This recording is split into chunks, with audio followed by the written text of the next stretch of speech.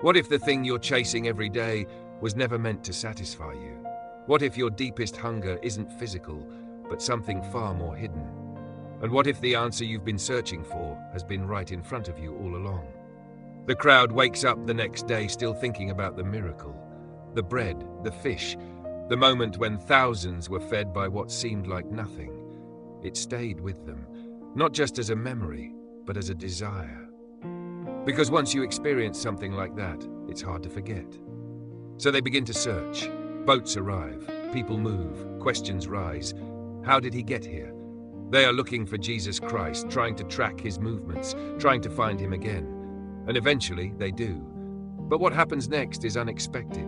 Jesus doesn't respond to their search with excitement or praise. Instead, he speaks directly to their motive. Most assuredly, I say to you, you seek me, not because you saw the signs, but because you ate of the loaves and were filled. That hits hard, because he's saying this isn't about truth, it's about satisfaction. You're not here because you understood what happened. You're here because you liked what you received. And honestly, that's something we can relate to. How often do we seek God, not for who he is, but for what he gives?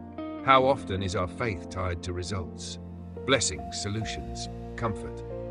But Jesus begins to shift the focus. Do not labor for the food which perishes, but for the food which endures to everlasting life.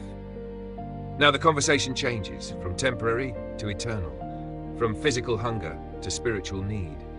Because bread fills for a moment, but it doesn't last. And Jesus is pointing to something deeper, something that doesn't fade, something that doesn't run out. Naturally, the people respond with a question. What shall we do that we may work the works of God? They're thinking in terms of effort, action, achievement. Tell us what to do. Tell us how to earn this. But Jesus answers in a way they didn't expect.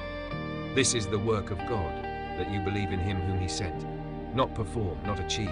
Believe, trust, receive. It sounds simple, but it's actually the hardest thing, because belief requires surrender. It requires letting go of control, and the crowd isn't fully there yet. So they push further. What sign will you perform then that we may see it and believe you? Think about that. They just saw a miracle. Thousands fed. And still, they ask for more, because when the heart is focused on signs, it never feels like enough.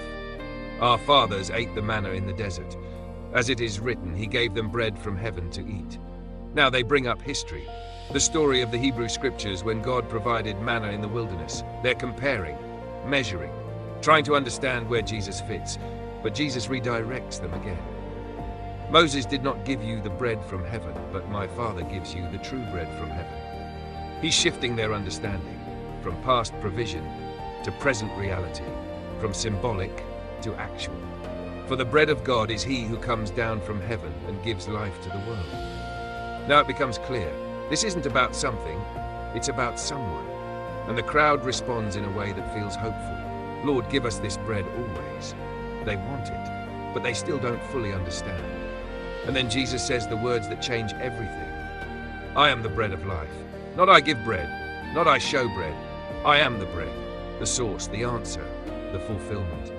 He who comes to me shall never hunger, and he who believes in me shall never thirst. This is not about physical hunger. It's about the deeper emptiness inside every person. The search for meaning, the longing for peace, the desire for something that truly satisfies. And Jesus is saying, that's me. But this is where things become difficult, because the idea is too much, too different, too challenging. The people begin to question, how is this possible? Is this not Jesus, the son of Joseph? They start looking at what they know, his background, his origin, trying to fit him into their understanding. And when they can't, they begin to doubt. Jesus responds again, not by softening the message, but by going deeper. No one can come to me unless the Father who sent me draws him. This is not just intellectual, it's spiritual. It's about the heart being open, willing, drawn toward truth. And I will raise him up at the last day. Now eternity enters the conversation. Not just life now, but life beyond. It is written in the prophets, and they shall all be taught by God. Again, he points back to the scriptures. Everything connects. Everything leads here. I am the bread which came down from heaven. He repeats it, not to convince, but to clarify. This is the bread which comes down from heaven, that one may eat of it and not die. Now the message is undeniable. This is about eternal life. I am the living bread which came down from heaven. If anyone eats of this bread, he will live forever. And then he says something even more challenging. The bread that I shall give is my flesh, which I shall give for the life of the world. This confuses them.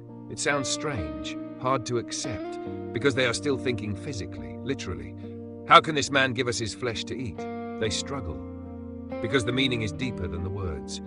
Jesus is not speaking about physical consumption. He is speaking about complete dependence, total acceptance, receiving him fully, not partially, not occasionally, but completely. Unless you eat the flesh of the Son of Man and drink his blood, you have no life in you. This is not easy to hear, and many begin to turn away, because truth, when it challenges comfort, is often rejected. But those who stay, those who listen, begin to understand. This is about relationship, about surrender, about recognizing that life, real life, comes only through him, that nothing else can replace it, nothing else can satisfy it, because everything else fades, everything else runs out, everything else leaves you searching again.